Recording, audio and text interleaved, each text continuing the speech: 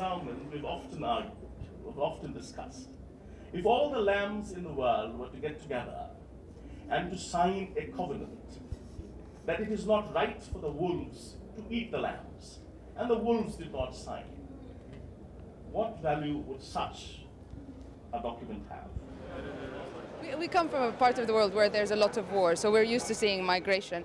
And borders are something that's very kind of, I've lived with the Lebanese passport, I know about visas and stuff. So could you speak a little bit about, is climate change being treated like when there's a war, people are mobilized to help the refugees? And what is the future of borders? Let me share with you one of my very pet topics. I served as one of the appointees of the Human Rights Commission chairman on a working group called Human Rights and Migrants. There were 5 of us, I was one. After the Second World War, 2 things happened. People looked at how do you provide protection to people who do not have protection in their own political space. The other issue that came up was in the face of the height of capitalism. How do you provide space for labor rights? And we had this 8-hour work week, and then you have all these ILO conventions. What did not happen was, how do you ensure the rights of those who are not living in their own political space, but who do not have are not fleeing from them for fear, but for economic reasons, in another political space? Now, these are the migrants. These are the migrant workers and other sorts of migrants. Now, no specific regime has been created for this. I, for one, have been trying, we're still at it, looking at a regime that would provide protection in the same way that we provide in the ILO, same as we provide for the refugee regime. Of course, the context is different, but there needs to be a regime for the protection of migrants' rights. We have seen how they suffer en route, and perhaps also in terms of the rights in the land of in their host countries. This has not received enough focus or attention.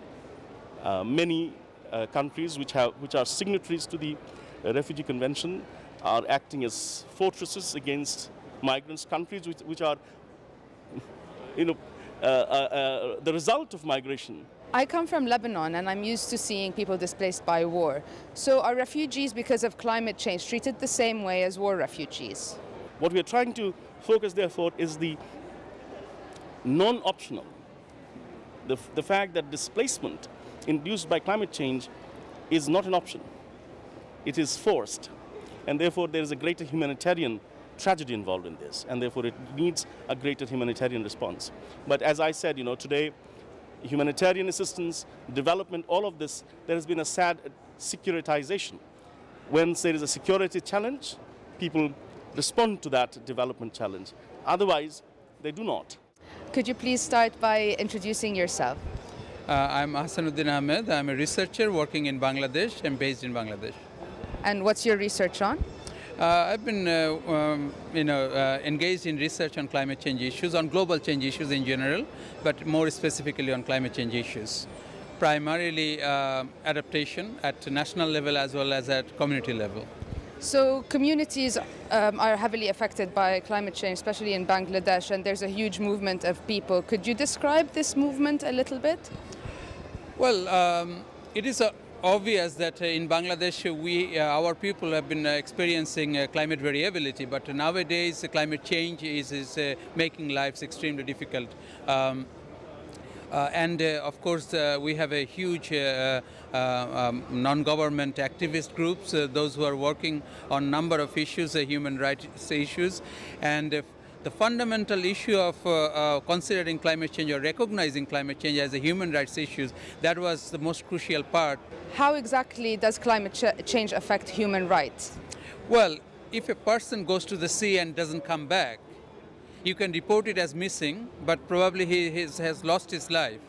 Then there is no right other than right to live, right to survive. Or if that drowning person is salvaged by somebody else and put it in a jail in India or Myanmar, then his right to freedom is actually under stress, So these are all human rights. I mean, consider anything, loss of livelihoods, loss of assets, displacement. All these are part of greater human dignity and human rights. And that human rights is violated fundamentally because of the change in climate system.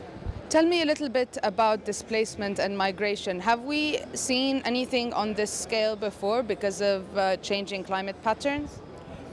Well, we have been experiencing migration and the high rates of urbanization process in Bangladesh clearly demonstrate that.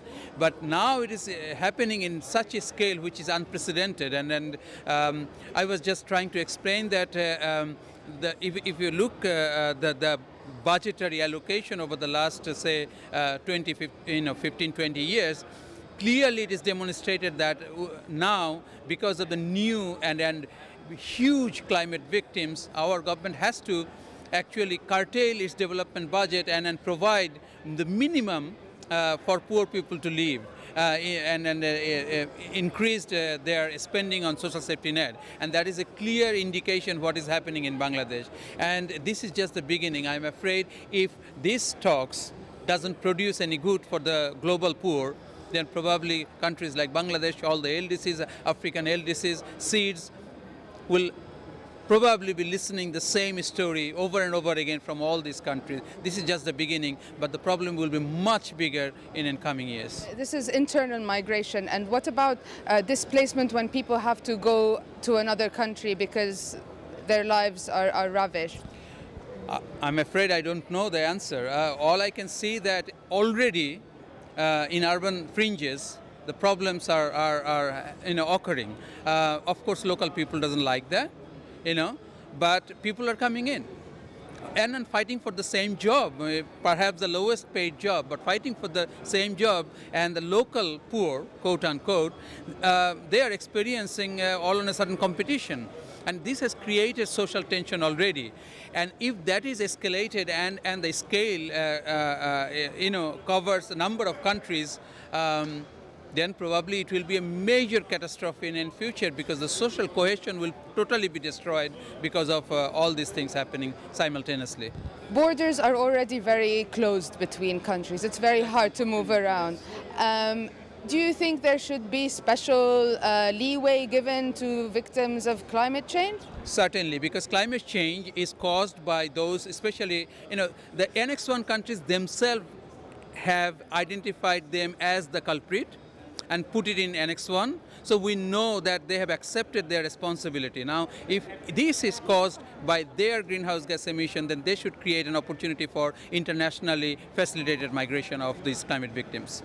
You used an example in your talk about a drug lord traveling around. You said a drug dealer could travel. No, this is perhaps one example that if somebody is a millionaire, whether or not he made his money because of drug, dealing or arms, proliferation or whatever, all those nuisance stuff. But once someone amassed that much money, even from an LDC, is accepted, given visa to live and thrive in those Annex 1 countries, then why not those who are victims because of their greenhouse gas emissions, and why not they are given equal opportunity to be able to do better in life and prosper and thrive there. Well, would you like to add anything else? No, I think we need an extension of this idea in the UNFCCC process, because IPCC has accepted retreat as one of the modalities to be able to reduce vulnerability. In vulnerability discourse, we know that people can change sensitivity, and migration is one mechanism to be able to change sensitivity to lower the vulnerability. If these are all true, then we must create an opportunity within the UNFCCC so that people can be facilitated to migrate in Annex 1 countries.